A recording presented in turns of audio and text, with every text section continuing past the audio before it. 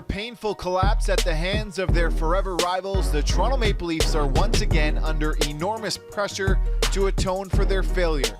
Goodbye to the North Division and welcome back to the Atlantic. Now sitting at the table is the reigning back-to-back champions, Tampa Bay Lightning, and familiar springtime foil, the Boston Bruins. In the offseason, the Leafs addressed two needs: goaltending depth and toughness.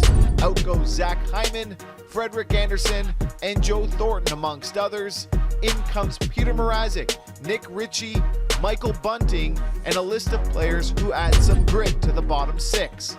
Matthews in scores. It's a beauty for Austin Matthews. Austin Matthews underwent wrist surgery in August and is on track to dress on opening night. The Leafs MVP notched his second straight 40-goal campaign and could finally be ready to topple the franchise record of 54. Toronto will again be judged on their playoff success, but this season they face a tougher road just to make the postseason. Failure to advance past the first round could mean major changes coming in TO. With the new season upon us, it's time to preview the Toronto Maple Leafs. Here to help us do that is Sportsnet's Justin Bourne. Now, Justin, I don't know if you've noticed a lot of negativity surrounding this team heading into the new season. We're wading into treacherous waters here. I mean, fans are reliving their sadness with the Amazon documentary. Not necessarily a happy time in Leafland. But let's break down this season. You know, we're going back to the old division format. That's the Atlantic Division. Now, I would assume fans would consider this the bare minimum, but are the Leafs at least guaranteed to be a playoff team? Guaranteed's a dicey word, the Florida Panthers are very, very good. I know some people have picked them to win the Stanley Cup. Tampa Bay did win the Stanley Cup. Boston has given Toronto some trouble in the past. So, there's no guarantee. Montreal went to the Cup final last year. Not going to use the guarantee word. That said, I do think this is a playoff team and likely better. I would say I'm slightly swimming upstream this season because I'm more of a believer in this Leafs team than I think Leafs Nation themselves. I like that Dubas is kind of doubling down on this group and saying, hey, I think give them another crack, and I like their chances. So, I think they're a playoff team. But, again, I'm gonna pump the brakes and guarantees.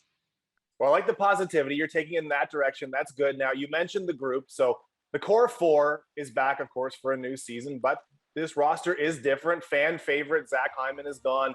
Not quite so fan favorite Freddie Andersen is gone as well. What about the new additions? Do you like this roster formation at this point? You always like to keep your good players. Jack and Zach was pretty good, so I don't love the loss of him. But I like the idea that if they had a bunch of places to fill and X amount of dollars, I like them buying a lot of lottery tickets because I think a couple of them will pan out. Like Michael Bunting obviously has looked exceptional so far in the preseason. Andre Kasha looks like a guy who's not just an NHL player, but a contributor at the NHL level. And now, he's another guy who comes with a lot of caveats. There's the injury with him. There's Bunting's games played. Richie hasn't done it. I like the odds of a couple of those guys coming through. And if two of them do come through, if they, of all the guys they bring in, if they have a couple success stories to go with the successes they already have on their roster, that's a lot of good hockey players. And I just feel like with the improved decor from last season, there's too many good players here for this to be a bad team.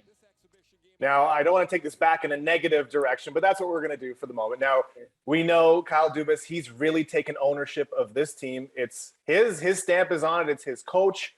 What if it all falls apart? What happens then? Well, I don't think you can frame the season as sort of a last dance type thing, lose again and then go, we're going to run it back. Like, I don't think Leafs Nation's going to stand for that. It depends how it goes. It's not if they miss the playoffs, I think Dubas is probably not employed by the Toronto Maple Leafs next year. If they make the playoffs and win a couple of rounds, I don't think it's as simple as win the cup or he's gone. Even winning a round might be enough, depending if we see progress from this team and general growth. So, there's a lot of it's not just what happens; it's how it happens. But there's no doubt that the pressure has been ramped up from boy genius turning a franchise around to it's now or never. Not to quote Amazon, but this does feel like an all or nothing season for the Toronto Maple Leafs. Thanks so much for helping us preview the new campaign, Justin. Thank you. Absolutely. Thanks, Jesse.